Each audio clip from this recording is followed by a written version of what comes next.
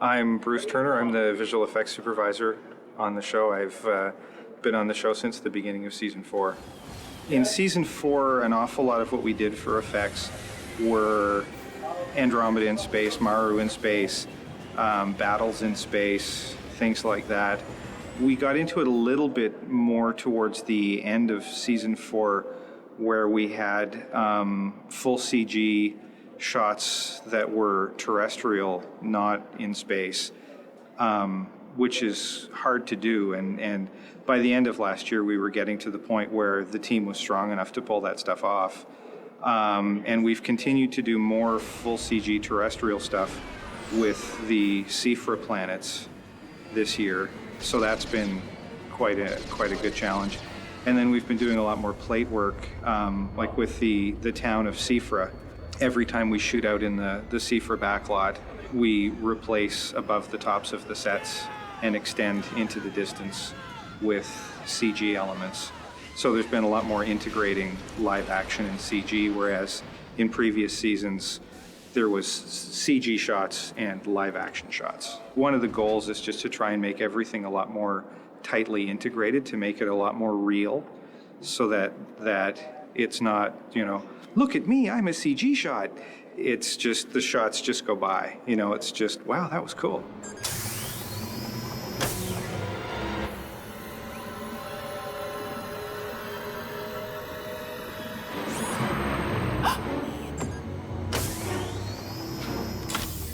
Yeah, Harper's lost his mind.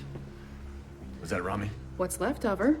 With Lexa, with the Andromeda character, we've had to basically do head replacements because of the pregnancy. She wasn't able to wear the wardrobe, and so they found a suitable body double who we shot basically from here down, and then we shot Lexa's head and composited them together. We had an episode earlier this season with quite a long VR sequence. It was 4.5 minutes, I think. I think it was 65 shots. That is burned in my mind, the 65 shots part. It's Rami and Dylan having a two-handed conversation over a number of scenes, and that was all head replacement. And it was Kevin and Lexa filmed on green screen, and then everything else in the shot is CG. How long do you have to work on something like that? 8 days. How is that possible? That's a good question. I often ask myself, how the heck do we do that? Last year I think our lightest show in season 4 was 74 shots or something like that, and our heaviest show in season 4 was 179 shots. There's generally a fair number of muzzle flares and things like that in the gun battle scenes, which the fans have apparently dubbed spark fights, which I love. I think that's very fitting. So in the spark fights, there's often a fairly high shot count, and so those are fairly straightforward shots, but are a high volume of them. But we often have between 20 and 40 and sometimes more full CG shots, like ships flying around in space and stuff like that.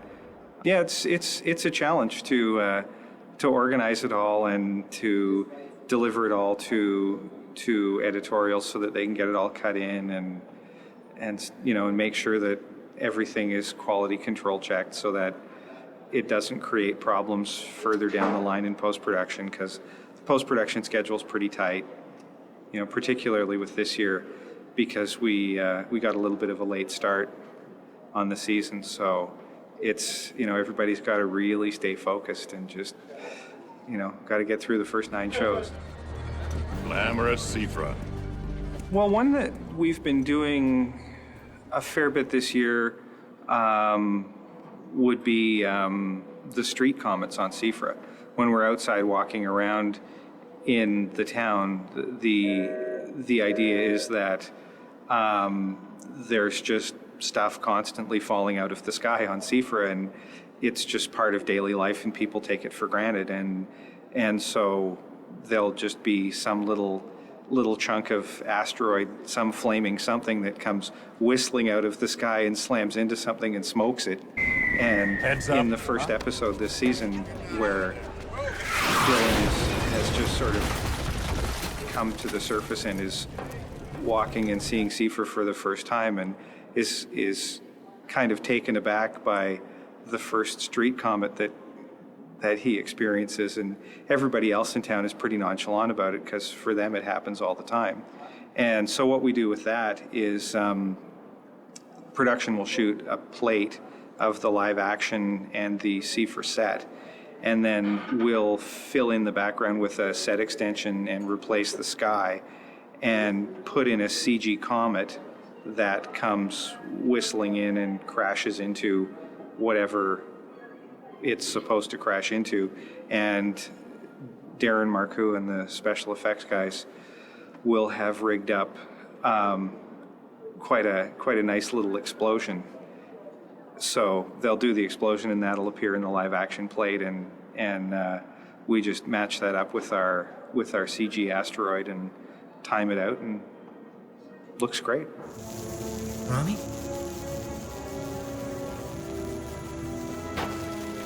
Stay safe. No.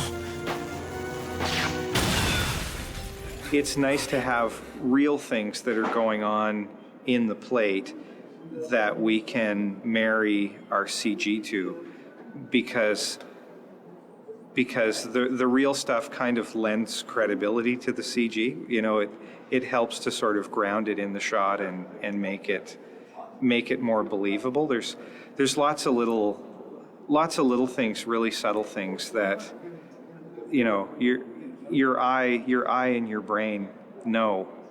I think it's probably some hunting thing that's hardwired into our brain that we know how things are supposed to look. Even if we're not conscious of it, there's something in our brain that goes, I don't buy that. That's not right.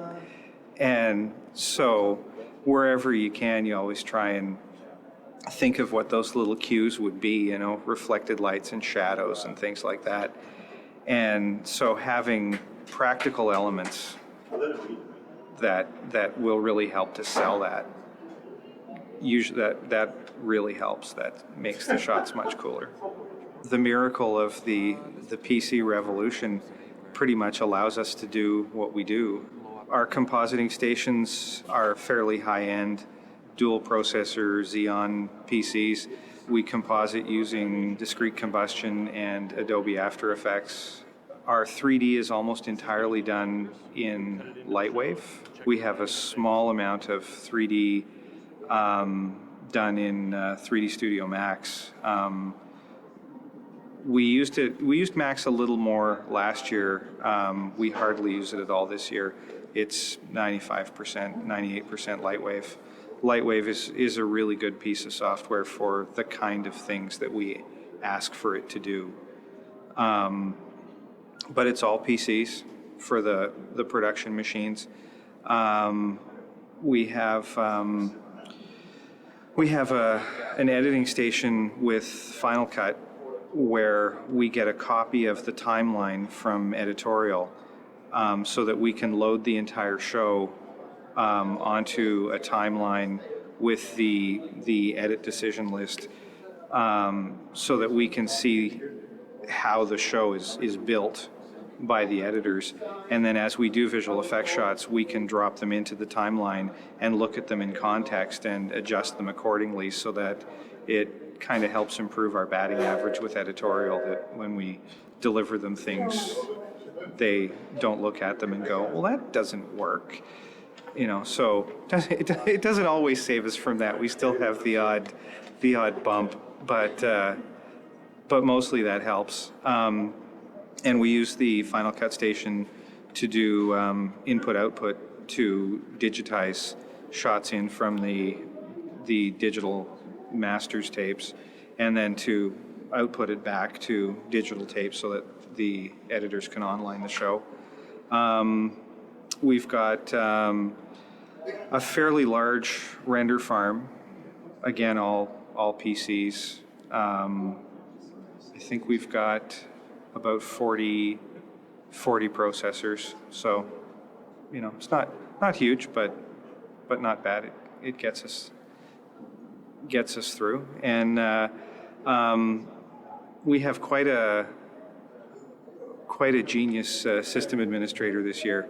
So he's really squeezing every bit of performance out of the system, and big. It's for a lot of what we do. It's all about the networking, just because shots moving back and forth to the server and passing from the 3D artists to the compositors and stuff like that. So we've got a pretty big fat network, gigabit Ethernet all over the place, multiple streams, and just to try and make everything as fast as we can. But it's all pretty much off-the-shelf hardware. There's nothing fancy. How are we on weapons? We're there. I'm arming. Target the mines. What? It's the only way.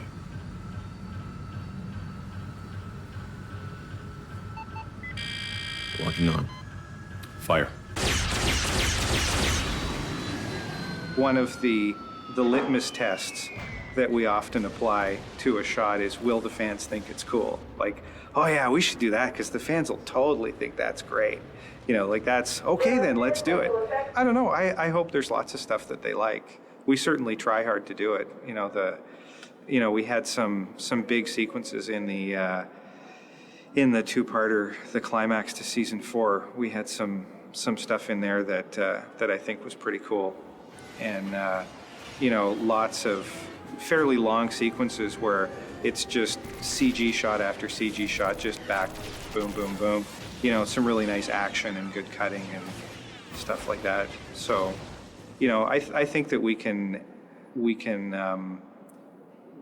do cool things and extend the reach of the show.